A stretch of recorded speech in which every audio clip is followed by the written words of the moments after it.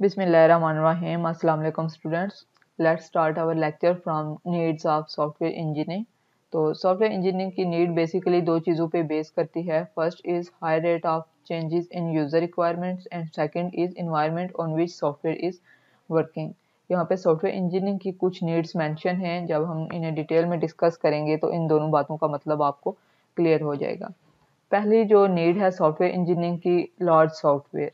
तो अगर हम बात करें कि किसी एक बिल्डिंग को अगर हमने तैयार करना हो तो बिल्डिंग तैयार करने में हमें बहुत टाइम लगता है, जबकि अगर हम बिल्डिंग की एक स्पेसिफिक दीवार को तैयार करें तो उसमें हमें इतना टाइम नहीं लगेगा. इसी तरह अगर आप छोटे छोटे सॉफ्टवेयर्स की बात करें तो छोटे छोटे सॉफ्टवेयर्स को बनाने में आपको ना तो इतना टाइम लगता है और ना ही उनके लिए आपको स्पेशल प्लानिंग और बाकी चीज़ों की ज़रूरत होती है. लेकिन जब आप बड़े सॉफ्टवेयर्स की बात करते हैं, बड़े सॉफ्टवेयर से मुराद ये है कि ऐसे सॉफ्टवेयर जो आप स्पेशल किसी कंपनी के लिए बनाते हैं या स्पेशल किसी कंपनी में बैठ के बनाते हैं. जिस तरह के आप नादरा का सॉफ्टवेयर देख लें, वो एक बड़ा सॉफ्टवेयर है, लार्ज ऑर्गेनाइजेशन के लिए है.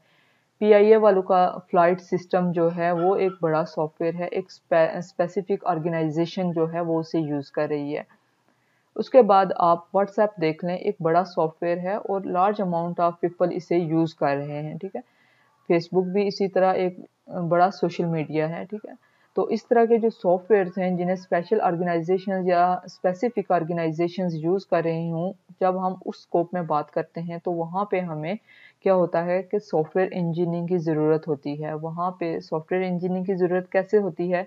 हमें प्लानिंग की ज़रूरत होती है, हमें रिक्वायरमेंट्स गैदर करने की ज़रूरत होती है, हमें सॉफ्टवेयर को डिज़ाइन करने की ज़रूरत होती है, हमें कोडिंग करने की ज़रूरत होती है, हमें फिर क्या नाम है टेस्टिंग की ज़रूरत होती है. तो ये जो सारी चीज़ें हैं, requirement gathering, planning, designing, testing, ये सारी चीज़ें सॉफ्टवेयर इंजीनियरिंग में होती हैं. तो अब जो दूसरी नीड है हमारे पास, दैट इज़ स्केलेबिलिटी. तो स्केलेबिलिटी को पहले समझते हैं कि स्केलेबिलिटी होती क्या है, फिर हम देखते हैं कि सॉफ्टवेयर इंजीनियरिंग में स्केलेबिलिटी का क्या रोल है. Scalability of a system to handle a growing amount of work. Example अगर मैं यहाँ पे कोड करूँ तो व्हाट्सएप देखें. ठीक है. व्हाट्सएप में हमारे पास दो चीज़ें हैं, एक तो आ गया आपका यूज़र और दूसरा आ गया आपका डेटाबेस. ठीक है. आपके एक दिन में आपके व्हाट्सएप पे कितने यूज़र ऐड हो रहे हैं ये आप गैस नहीं कर सकते. ठीक है. लार्ज अमाउंट ऑफ यूज़र जो हैं आपके व्हाट्सएप पे डेली बेस पे ऐड हो रहे होते हैं. अब वो जो यूज़र्स हैं जब वो ऐड होते हैं, कुछ यूज़र ऐसे हैं जो अपना डाटा ओल्ड यूज़र हैं और वो अपना डाटे का बैकअप बना रहे होते हैं. ठीक है. अगर आपने अपने व्हाट्सएप का बैकअप ऑन किया हुआ है तो आप देखेंगे कि रात को 12 बजे आपके डाटा का ना बैकअप स्टार्ट हो जाता है. तो डेली अमाउंट पे कुछ यूज़र्स अपना बैकअप कर रहे हैं और कुछ यूज़र उसमें ऐड हो रहे हैं. तो अब ये सारा जो वर्कलोड है ये किस पे जा रहा है? आपके डाटाबेस पे जा रहा है. जब डाटाबेस पे जा रहा है तो अब डाटाबेस पे ट्रैफिक बहुत इंक्रीज़ हो रही है. तो व्हाट्सएप का सारा जो दारोमदार है वो किस पे बेस करता है? आपके डाटाबेस पे. अब डाटाबेस के पास ये एबिलिटी ही नहीं है कि वो ये जो प्रेशर उसके पास आ रहा है वो ये हैंडल कर सके. उसके पास ये एबिलिटी ही नहीं है कि वो अपने यूज़र्स के प्रोफाइल को मैनेज कर सके. उसके पास ये एबिलिटी ही नहीं है कि जब आपका व्हाट्सएप डिलीट हुआ, ठीक है, आपका डिलीट होने के बाद आप दोबारा से उसको ऐड कर रहे हैं और वही नंबर इंटर करके आप अपना जो जितना भी बैकअप है उसे लेने की कोशिश कर रहे हैं. लेकिन आपका डाटाबेस जो है वो तो हैवी हुआ है, वो तो आपको इस तरह की फैसिलिटीज़ जो है वो आप दे ही नहीं सकता. नहीं भी व्हाट्सएप डिलीट हुआ, आपका व्हाट्सएप में इतना हैवी हो गया है कि आपका रिस्पॉन्स टाइम बहुत इंक्रीज़ हो गया है. क्यों? क्योंकि उसके यूज़र्स ऐड हो रहे हैं, यूज़र और जगह से यूज़र्स ऐड हो रहा है. व्हाट्सएप आपका हैवी हो रहा है. आप मैसेज सेंडिंग में आपको प्रॉब्लम हो रहा है, इमेज सेंडिंग में आपको प्रॉब्लम हो रहा है, वीडियो सेंडिंग में आपको प्रॉब्लम हो रहा है. तो यहाँ पे कौन कौन सी चीज़ हमें हेल्प करती है? स्केलेबिलिटी. कि आपके डाटाबेस को स्केलेबल होना चाहिए कि वो ये जितना भी वर्कलोड है, ये जितना भी प्रेशर उसके ऊपर आ रहा है, ये सारी चीज़ें वो अच्छे से हैंडल कर सके. तो ये होता है कि आपके सिस्टम जो है उसके पास इतनी बर्दाश्त होनी चाहिए कि जितना लार्ज अमाउंट ऑफ डाटा उसके पास आए वो उसे हैंडल कर सके. तो यहाँ पे फिर आपको सॉफ्टवेयर इंजीनियरिंग की ज़रूरत होती है, क्योंकि आप अगर सॉफ्टवेयर को एक स्पेसिफिक सॉफ्टवेयर इंजीनियरिंग प्रोसेस के मुताबिक बनवाएंगे तो वो क्या होगा कि वो स्केलेबल होगा, बजाय इसके कि जब आपके सिस्टम पे प्रेशर आए और तब आप देखें कि मेरे सिस्टम की स्केलेबिलिटी नहीं है, अब मुझे सिस्टम को स्केलेबल बनवाना है, अब मैं क्या करूं, किस तरह करूं। आपने पहले ही अपने सिस्टम की स्केलेबिलिटी चेक करके तभी अपने सिस्टम को रनिंग फॉर्म में लाया होता है, ठीक है। देन आपके पास आ जाता है डायनामिक नेचर। डायनामिक नेचर क्या होता है कि सॉफ्टवेयर में हम न्यू फीचर्स को इजीली ऐड कर सकें, that's called adopting nature of the software. यहाँ पे अगर मैं एग्जांपल्स ऐड करूँ तो आपकी विंडोज़ हो गई, आप देखें आपके पास पहले विंडो एक्सपी होती थी, फिर विंडो 8 भी है, विंडो 7 आई, विंडो 8, विंडो 8.1 और फिर अभी विंडो 10 चल रही है, ठीक है।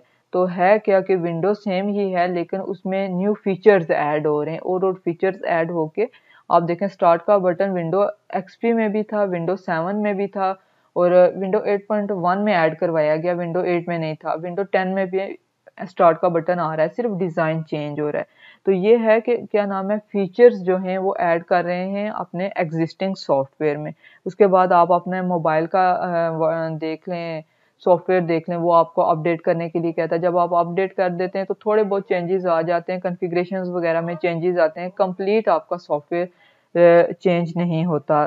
देन आप व्हाट्सएप को देख लें, व्हाट्सएप में अपडेट्स आती हैं, कोई भी इस तरह का जो सॉफ्टवेयर होता है, इन चीज़ों को छोड़ के भी आप कोई भी सॉफ्टवेयर देखें तो एक टाइम के बाद वो आपको हमेशा अपडेट करने के लिए कहता है। प्ले स्टोर में देखें, आपको हमेशा एक स्पेसिफिक टाइम के बाद वो हमेशा आपको कहता है कि इसको अब अपडेट करें।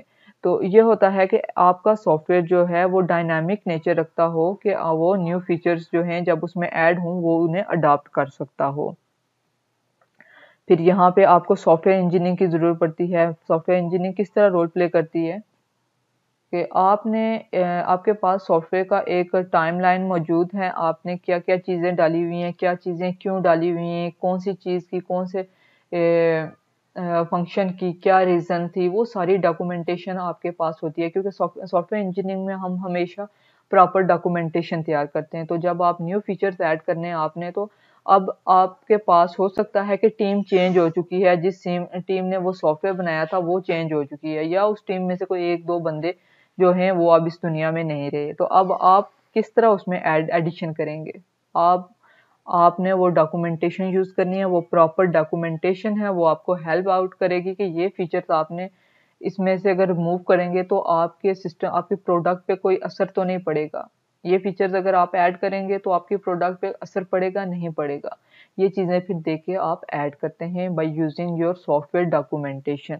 तो आपको इसके लिए सॉफ्टवेयर इंजीनियरिंग की हेल्प चाहिए होती है। देन आपके पास आ जाता है क्वालिटी मैनेजमेंट। अच्छा, क्वालिटी मैनेजमेंट, जब भी आप कोई भी चीज़ खरीदते हैं, सॉफ्टवेयर को तो छोड़े ना, आप कोई कपड़ा भी खरीदने जाते हैं तो वहाँ पे भी आप क्वालिटी देखते हैं कि इसकी क्वालिटी है कि नहीं। चप्पल भी खरीदते हैं तो आप देखते हैं कि उसकी क्वालिटी कितनी है। हैंड्स फ्री भी इनफैक्ट आप खरीदते हैं तो क्वालिटी देखते हैं। तो अगर आपको क्वालिटी की चीज़ थोड़ी सी भी ज़्यादा प्राइस में मिल रही हो ना, तो आप थोड़ी सी ज़्यादा प्राइस पे करने के लिए एग्री होते हैं। हैंड्स फ्री अगर आपको जेन्युइन मिल रहे हों और उसका प्राइस रेट जो है वो 100 रुपया ज़्यादा हो या 200 रुपया ज़्यादा हो, तो आप कहते हैं ठीक है भाई, जेन्युइन चीज़ मिल रही है, 100-200 से फ़र्क नहीं पड़ता। तो क्वालिटी हर जगह मैटर करती है। इसी तरह सॉफ्टवेयर जो है, अगर आपका सॉफ्टवेयर एक प्रॉपर प्रोसेस के मुताबिक बनेगा तो आपके सॉफ्टवेयर की क्वालिटी अच्छी होगी। क्वालिटी से मुराद ये है कि आपके सॉफ्टवेयर की परफॉर्मेंस अच्छी होगी। जितनी ज़्यादा आपके सॉफ्टवेयर की परफॉर्मेंस होगी उतना आपके सॉफ्टवेयर की क्वालिटी बेटर होगी। तो बेटर सॉफ्टवेयर प्रोसेस आपको क्वालिटी सॉफ्टवेयर प्रोडक्ट्स प्रोवाइड कर सकते हैं। तो आपको सॉफ्टवेयर प्रोसेसेस कहाँ पे मिलते हैं? सॉफ्टवेयर इंजीनियरिंग में मिलते हैं। तो उसके लिए भी आपको सॉफ्टवेयर इंजीनियरिंग की नीड होती है।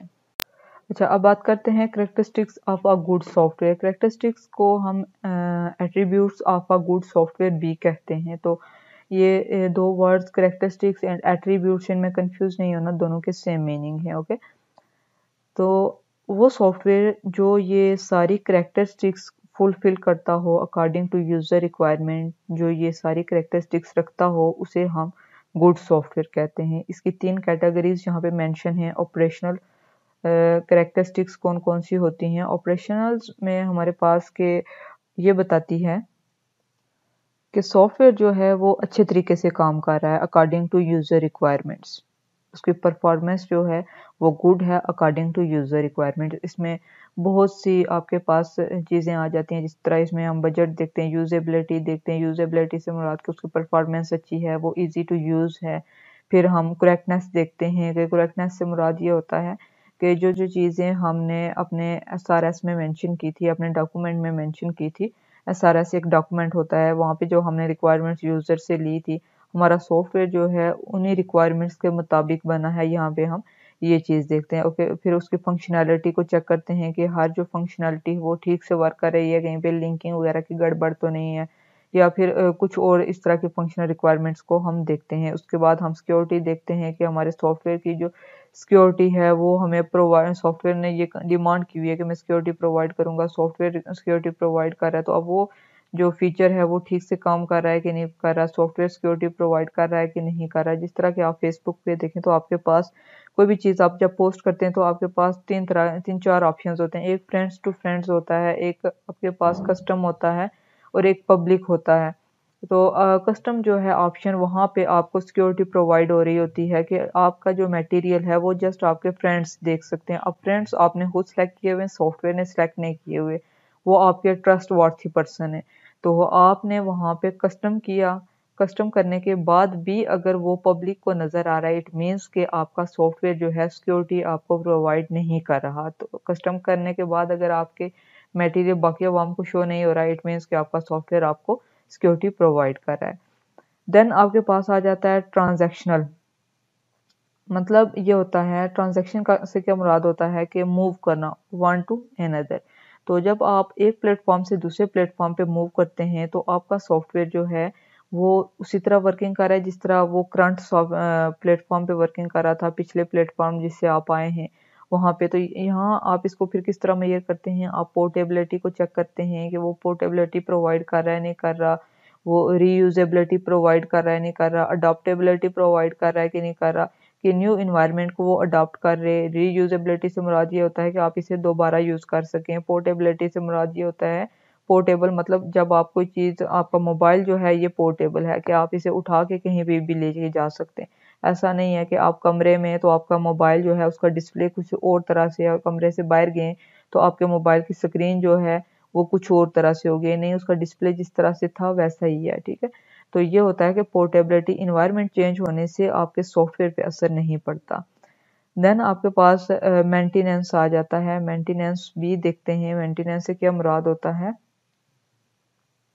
मेंटेनेबिलिटी से मुराद ये होता है कि आपका सॉफ्टवेयर जो है वो फ्लेक्सिबल होना चाहिए, स्केलेबिलिटी होनी चाहिए। मीन ये कि जब यूज़र जो है वो रिक्वायरमेंट्स चेंज करना चाहे तो आपका सॉफ्टवेयर आपको अलो करे कि तुम रिक्वायरमेंट्स चेंज कर सकते हो, ठीक है।